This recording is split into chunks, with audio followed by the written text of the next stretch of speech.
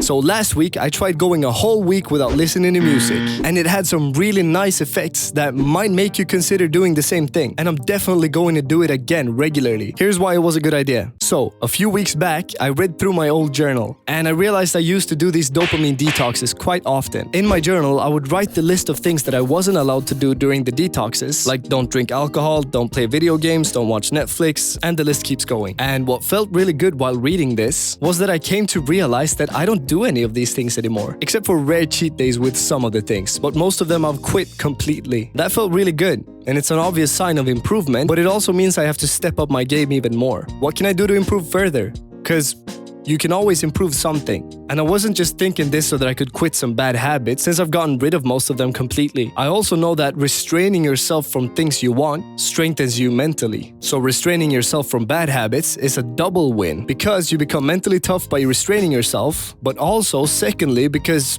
you stop doing a bad habit. So now that I didn't have much bad things to restrain myself from doing, I haven't really restrained myself a lot recently, because I haven't felt like I needed to. But that means that I haven't grown mentally stronger, as you do from restraints. Because as I mentioned, restraining yourself from something you want to do will always strengthen you mentally, even if it's not something bad you're restricting yourself from. So I decided that the next week I would not listen to music. I chose music here for two reasons. Firstly, I listen to audiobooks a lot. Self-improvement books only, of course. Or some podcasts sometimes as well that I learned from. Practical Stoicism, for example. So if I'm walking, if I'm on the bus, if I'm cleaning, I choose between audiobooks and music. And audiobooks I grow from. Music is just me listening to the same songs as last time I listened to music. I wouldn't grow. I would just do it for pleasure. So this kind of makes music bad for me? In a sense, it's not bad for me necessarily, but it's competing with something that's good for me, which makes it kind of bad for me. And secondly, I did it because I've realized I've become way too reliant on music when I'm in the gym. I pretty much never listen to audiobooks or podcasts in the gym because I have the most hardcore hyped up workout playlist called Rampage, and it makes me go all in when I'm in the gym, no matter how tired I am. So I decided I had to try to detox something to practice restraints, and music became that one thing. This same week, I also decided to adapt the habit of taking a cold shower every single morning. That I still do though. That was not just for that 1 week. And I can tell you, cold showers are awful.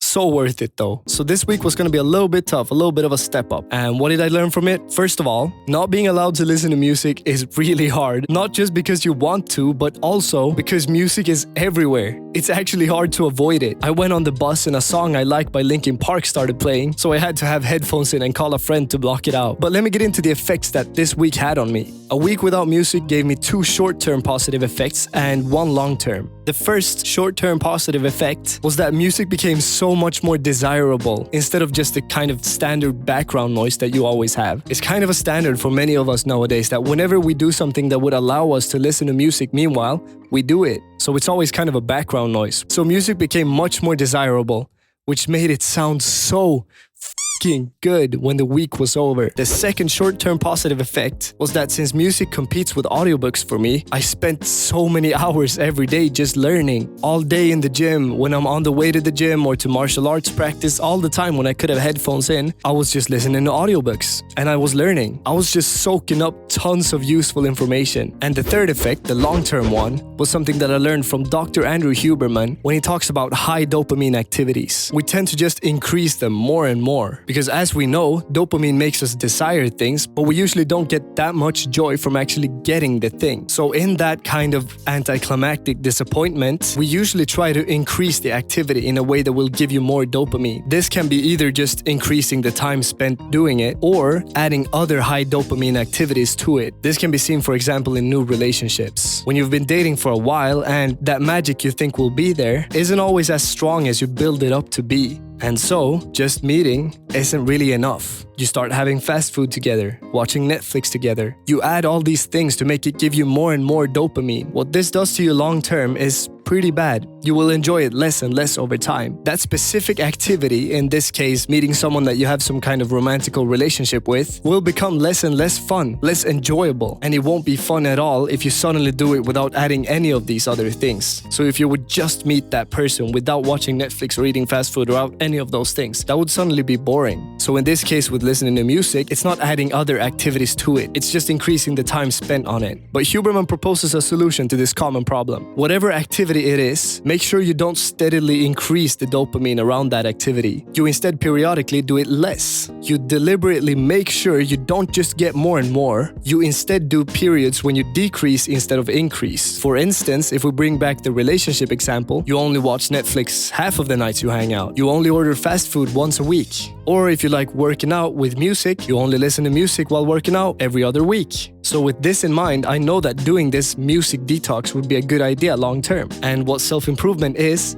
that if you realize something will be good for you, you've got to do it, even if it's going to be hard. That's, for example, why I started taking cold showers. I've heard about how good it is, and I've done it sometimes after cardio sessions mostly. Then I talked to a friend about it, and it just made me realize how good it is to do every single morning. And I just realized, damn, it's really good for you. And then I also realized, damn it, now that I've accepted that, it means that I have to do it.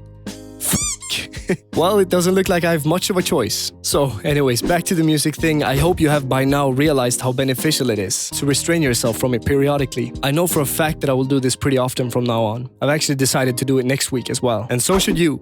So set up a plan for next week. I mean, you don't really need much of a plan. You just decide you're not going to listen to music next week. Try it out and earn your sleep. And by the way, subscribe to my channel. It really helps me out. Please and thank you.